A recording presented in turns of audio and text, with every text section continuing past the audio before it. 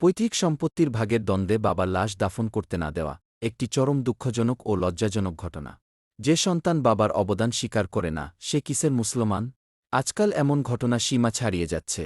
একজন বাবা সারা জীবন কষ্ট করে সংসার গড়েছেন, জমি কিনেছেন, সন্তানদের মানুষ করেছেন, আর মৃত্যুর পর সেই সন্তানরাই প্রশ্ন তোলে, বাবার কি অবদান ছিল? এ কথা বলার আগে একবার ভেবে দেখা উচিত, কার মাধ্যমে এই পৃথিবীতে আগমন, কার পরিশ্রমে বড় হওয়া, কার ঘাম ঝরেছে এই ঘরবাড়ি গড়তে, কার রক্তঘামে জমি কেনা হয়েছে, কার উপার্জনে থাকা খাওয়া ও পড়ালেখা হয়েছে। কুরআনের নির্দেশ, পবিত্র কুরআনে আল্লাহ তাআলা বলেন, তোমরা পিতামাতার সাথে উত্তম ব্যবহার করবু। সূরা বনী ইসরাইল আয়াত নম্বর ২৩। এ আয়াতে আল্লাহ তাআলা পিতামাতাকে কুফ-ই শব্দটি পর্যন্ত বলতে নিষেধ করেছেন। আর আজ কিছু কুলাঙ্গার সন্তান সরাসরি পিতার অবদান অস্বীকার করছে।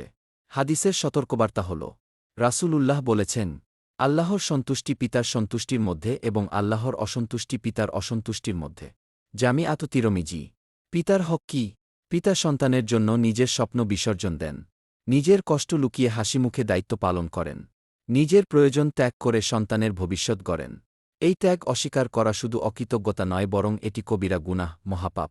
তাই যে সন্তান পিতার অবদান অস্বীকার করে তার জীবনে বরকত থাকে না। আল্লাহ জালিম ও অকৃতজ্ঞদের পছন্দ করেন না। আজ যারা বাবার লাশ সামনে রেখে জমির হিসাব কষে, তারা ভুলে যাচ্ছে একদিন তাদের লাশও সামনে পড়ে থাকবে, তখন তাদের সন্তানরা একই নিষ্ঠুর আচরণ করতে পারে।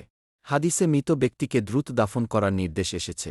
জমিজমা বা পৈতৃক সম্পত্তি বণ্টনের আলোচনা মৃত্যুর আগে বা দাফনের পর করা যেতে পারে, কিন্তু বাবার লাশকে কেন্দ্র করে বিবাদ সৃষ্টি করা এবং দাফন বিলম্বিত করা, এটি চরম অন্যায়, অমানবিক এবং গুনাহের কাজ।